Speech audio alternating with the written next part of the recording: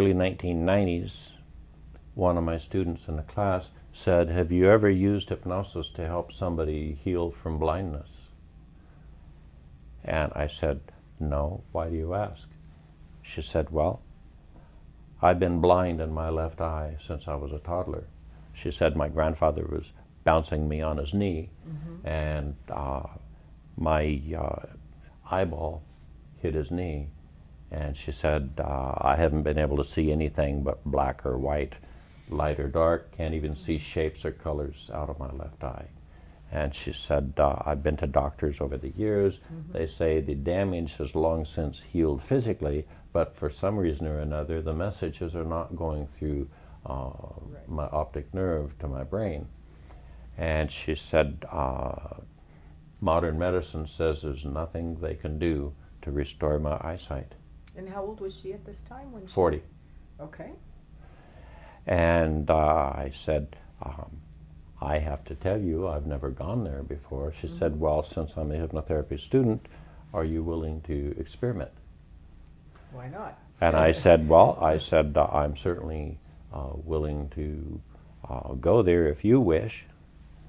And since I didn't have any frame of reference for what to do, knowing she was a Christian, I asked her to go from a peaceful place to a sacred place and imagine Jesus entering her sacred place. And I said, imagine Jesus approaches you and touches your forehead with his hand.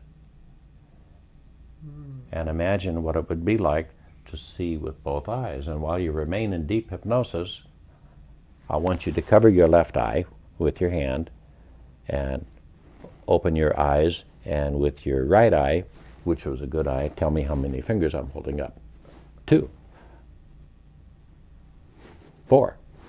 And I said, "Okay, now close your eyes for a moment and just imagine, because you can do anything you want in your imagination, imagine that Jesus has already healed your eyes. Now cover your right eye and open your left eye and tell me how many fingers." She said, 1. And I said, "How many fingers?" She said, 4. And you should have seen the expression of her fellow students in the class when I did that. I can imagine. I said, "Now close both eyes and imagine your attitude of gratitude for Jesus healing your eyes."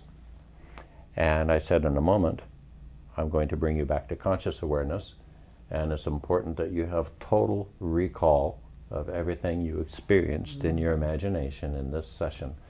And I said, "And when you come back, when I get to the number 5, you will be almost out of hypnosis, except you will have your right hand covering your right eye, and you will only open your left eye. Your right hand will still be hypnotized, covering your right eye.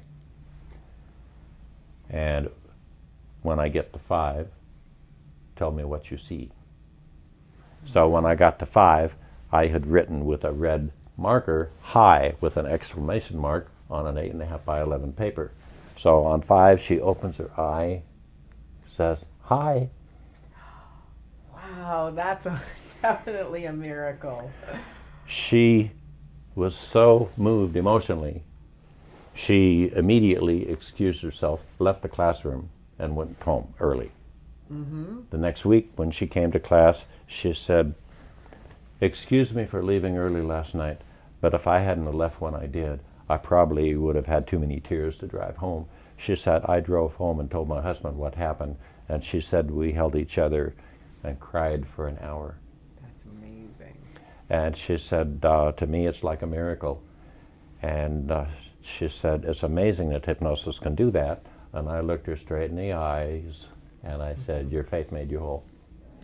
Well, I'm currently from the UK, and what happened is I served 12 years in the British Army. I went to all the places that your local holiday makers and places won't send you to. I've done all the Iraqs, the Afghans, the Northern Islands, the Bosnias. I did 12 years of that. I left the British Army, and then I went into the police force in the UK. About 2006 that was. I joined the police, and then I became a tactical firearms officer. So I did the high energy kinetic type stuff where we go building entries, fast cars, that type of stuff. And then while I was serving as a police officer, I basically had no interest in hypnosis. I've never had, or hypnotherapy, no interest. Then one day I was sitting at home and a drunk driver turned up in my life, and he drove over me. Basically the car hit me twice. He reversed over me, then drove over me. I had serious injuries to my legs, my arms, my chest, my lower back, breaks in my clavicle, ulnar, and facial injuries as well. The guy basically was that drunk that he hit me, took me 80 yards down the road. I popped out the bottom, and then he had the common decency to take me home. He hit me again and dragged me all the way back. Wow. So I came out of that. I can't even imagine what that must have felt like. So the thing is, I'd spent all that time in war zones. I'd spent all that time as a police officer dealing with day-to-day policing events and stuff like that. And this guy turns up out of nowhere and does the injuries and causes that. So 18 months, what's going on is that I was physically all right. Start to mend the broken bones, they all sorted themselves out. But mentally, I was starting to develop anxieties, stress, numbness, disassociation, and I was completely devoid. One thing that what did become apparent is that the drugs that the doctors were giving me were then becoming part of my life. They were needed. You know, I was living. Medication? Yeah, it was tramadol and stuff like that. And so it was high intensity things. And Jack Daniels as well became a very, very good friend of mine. That's a nice combination. Yeah, so it wasn't until one day that you know, I was found curled up in a ball on the floor that people realised that obviously I was physically fine, but mentally something was going tragically wrong. So a police colleague of mine stepped in, who was a hypnotherapist, and he came in and what he did is in a couple of hours changed my life forever, and my opinion and the way that I do things as well. I was diagnosed with post-traumatic stress disorder. Even though I don't like the disorder end bit on it, I was diagnosed with post-traumatic stress. And what he did for me and alleviated that pain, I was able to sleep again, the reoccurring nightmares had disappeared, the anxiety, the drinking dramatically came off as well. So with that inspiring moment in life, that really changing moment in my life, I then became so intrigued in hypnosis and the power of the mind. I then went into self-hypnosis techniques and what you can actually do yourself. And then I started training up, and eventually I came out to, I then started my own business. I became very well known in the UK for what I do, for rapid approaches to anxieties and stress. And then I developed my own method with post-traumatic stress using hypnotherapy or hypnosis. And I developed that, and now I get to travel the world. So Wonderful. literally, I went from literally, you know, army, police, tactical side of things, being run over, to now being here in Las Vegas and traveling the world, you know, and I've got several more countries coming up. So it dramatically changed my life. How did you first get into hypnosis? Well, I had a lot of anxiety issues, a lot of anxiety-related symptoms, and I was at astrology, and I went to an astrologer's meeting, and there was a hypnotist there doing a hypnosis show. And I kind of thought I was kind of cock, you know, I couldn't do this, and he probably picked up on the fact I was skeptical.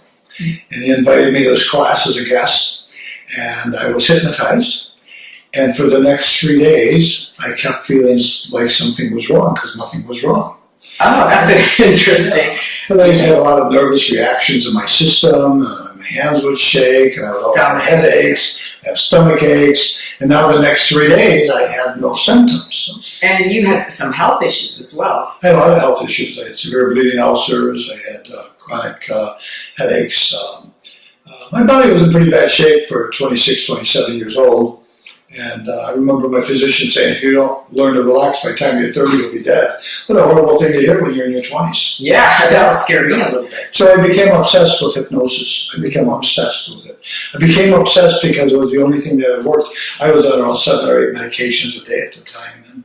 And I don't take any medications at all now. And my health is good. It's quite a different version. Quite a different version. You're in better health now than you were when you were in your 20s. Much better health now. Yeah, in my 20s I wasn't in very good health. Now, for those of you who don't know, Larry also has written a book. It's called Hypnotizing the Devil. Yes. Why don't you share with us your story about the person who you hypnotized that you ended up writing the book about? Yeah, I was, in April of 2001, I received a phone call that there was a neurosurgeon in Chicago from Iraq, and he wanted to meet with me with the possibility of going to Baghdad to hypnotize a businessman. So it sounds good to me, let's meet. So we met. He was really a nice man. We sat and we talked for a couple hours, and so I kind of gave it some thought, and everybody said, don't go, it's dangerous in Iraq. Well, I didn't know at the time I was going there to meet Uday Hussein, the eldest son of Saddam Hussein. Mm-hmm. And he wanted me to come there to hypnotize him because he had a conversion reaction that his left leg wasn't functioning well from his mind. He had been shot numerous times, and there's a movie called The Devil's Double. Mm-hmm. You heard it? Yeah. And it shows how horrible he was, you see. Sure. Yeah, and of course, hypnotizing the devil is saying what a great person he was to me. I don't know how horrible he was. It wasn't my business what he did outside of there. But I know it kind of sounds silly as we do this program. Mm-hmm. The real issue is the story's much longer. But he treated me well, treated me with respect. I actually was there twice. And the second time I was there on September 11th, 2001. Which is kind of crazy when you think about it. You just ended up being probably one of the few Americans in Iraq at that time. Well, I was the only American allowed to go there for 10 years. So that's another significant step. The step is that Americans weren't allowed to go to Iraq after 1991 Gulf War. So with this kind of invite, I think that they kind of viewed it differently. So I had to meet with the FBI and the CIA, and we spent a lot of hours together, and I had to get permission to go to Iraq. So I received permission to go to Iraq, not even knowing yet who I was going to see. So yes, I was the only American that we know of in Iraq at all, let alone on 9/11. So I read your book, and back then they had a no-fly zone, which means you got flown into Jordan and then driven 10 hours across a desert. They took away your passport. I know. Can you imagine? It's like a James Bond movie. They take away your passport. You have no cash. Visa doesn't work. No cell phone. No. You knew that. You must have read the book. I did read it. And I mean, they told me, leave my money at home. You don't need any money. Don't bring any credit cards. They're useless. Do you know what that feels like? So I would feel what I did is I took a pen and unscrewed it, and I rolled up $100 bill and about 5 of those pens just in case I got stranded and nobody knew that I had money. And this is before you even knew who you were hypnotizing. So I would have loved to have been there to see your face when they said, the patient is. Well, I kind of maintained composure. I've hypnotized many, many criminals over the years, but Uday Hussein was probably the biggest of all. He's very infamous, so. Sure, but I could not look at his eyes with a feeling of judgment in my mind. He would have picked it up. I wouldn't have come home. Probably not. Probably not. How would I come home if I judged this guy? He would have killed me. So how many hours do you think in those 2 trips you actually spent with him personally? About 60 is what I calculated, so 60 hours. You must have learned so much about him. With hypnosis, we found out that when he was going through surgery on his lower left leg, it had been shattered with bullets, and they had to reconstruct the bones in his left leg. He had 2 surgeons. He had a German surgeon and an Iraqi surgeon. So Uday had been told by his Iraqi surgeon, he said to him, don't put pressure on your left leg or you'll never walk again. Well, there's a double bind there, you know. Right, because you have to put pressure on your leg to walk. And the German surgeon said to him, you need to walk as soon as you could to get that leg working. Well, the first one contradicted the second one. I don't know what miracles are, but I know that when the mind cripples the body, it can uncripple the body easily. Well, because it was the one who crippled it in the first place. That's right. He crippled it in the first place by hearing these surgeons. By the 3rd day, he was walking on stairs, and by the 3rd day, he was walking without crutches or a cane. And then I left and didn't hear from them again. Mm-hmm. But he was happy with you. Yeah, oh yeah. Because he was walking with you after 3. And so they invited me back. And you told me another story about a client similar to that who thought he had been shot. Yeah. Do you want to tell us that story? That's a good story, yeah. Because it demonstrates conversion. Sure. He's 25 years old, and young guy, came in here with his parents in a wheelchair. And so he had told me that he felt he could walk, but he couldn't walk because he had been shot. So when he was out in front of a party, a gathering with a couple of friends, a cousin actually and a friend, and a drive-by shooting occurred, bang, bang, bang, and so they all fell to the floor, and his cousin got shot, I think, in the arm, and somebody else got shot somewhere, and he's laying on the ground, so they take him all to the hospital, and he's got in his back, he's got a penetration where a bullet went in, but they couldn't find the bullet. So did it go all the way through? Well, they couldn't find it. No, so Okay. So the real issue is they couldn't find the bullet, but they knew he was shot, and the bullet had hit his spine, so he couldn't walk. He was paralyzed from the chest down. So we felt out, but we saw each other 10 times. Mm-hmm. Well, it turned out that he was never shot. There was never a bullet in him. The panic and the anxiety, and maybe he fell down. Maybe he fell down and he hit the edge of something, and it hit his back and made a hole in his back, you know. But there was no bullet in it, but it looked like a bullet hole, so immediately, because it was a drive-by, the medical staff says he's been shot in the back and he's paralyzed. Well, guess what he heard? You're paralyzed. Yeah. You can't walk. You'll probably never walk again. 3 years he was in that wheelchair. So did he walk? He stopped coming around as he got his legs working. He would get his legs working. He couldn't move his legs. Then eventually he'd get that leg up a little bit. He'd get that leg up. But he stopped coming around after his legs started working. So tell us about that. How have you helped people walk, besides the guy that believed he was shot? Yeah, that's a good story. And there's another one. I think about this woman that came to see me. She was in her mid-50s. And she could not lift her left leg. Her right foot would go here, and she would drag her left foot. Her right foot would go here, and she'd drag her left foot. And the reason was she had fallen backwards once going down up some stairs. So when she lifted her left foot, she fell backwards. So she was scared after that. So 8 years, she could not lift her left foot. 8 years, you 8 said? years. Wow. Because she had learned, learned not to lift her left foot, because if she lifted her left foot, she'd fall backwards. So she couldn't lift her left foot. So it took her, I want to say, a good 5-7 minutes to walk from the front door to my office, dragging his left foot, lifting with a walker. And so then when she was hypnotized, she was able to lift her left foot. How come? Because we didn't hypnotize her to lift her left foot, we hypnotized her to remove the angst. So I don't think hypnosis does something. You will not smoke, you will walk.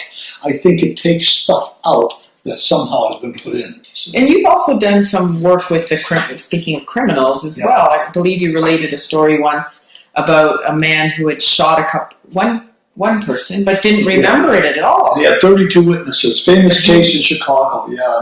And the case was very famous because he had 32 witnesses there, threw the gun down and ran out and didn't remember it. So they had hired me. I went to county jail and sat there with them for 4 hours, and we did some nice regressions and had him remember stuff. And as he remembered everything, it was, kind of an interesting experience. It was that he was in the wrong place at the wrong time. Somebody got shot, shouldn't have got shot. He went into a state of shock. But I think we all do that. We call it amnesia. Yeah, if it wasn't something intentional, because from what I understand, he had pulled out a gun and someone grabbed his arm and then the gun went off. That's right. So I wouldn't want to remember that either. He had 3 guys attacking him. So he pulled out a gun to protect himself. And it wasn't his intention to obviously, No. he wanted to protect himself, 3 people on him. He wanted to scare the guy by pulling out the gun. The gun was an automatic. The other guy grabbed his arm, and as he grabbed his arm, the gun went up, and he went boom, boom, boom, boom. So they found 2 bullets in the ceiling, one in the upper wall, and one in the person in front. The guy in front just happened to be in the wrong place. Oh, how unfortunate. Unfortunate. It was just a horrible scene. However,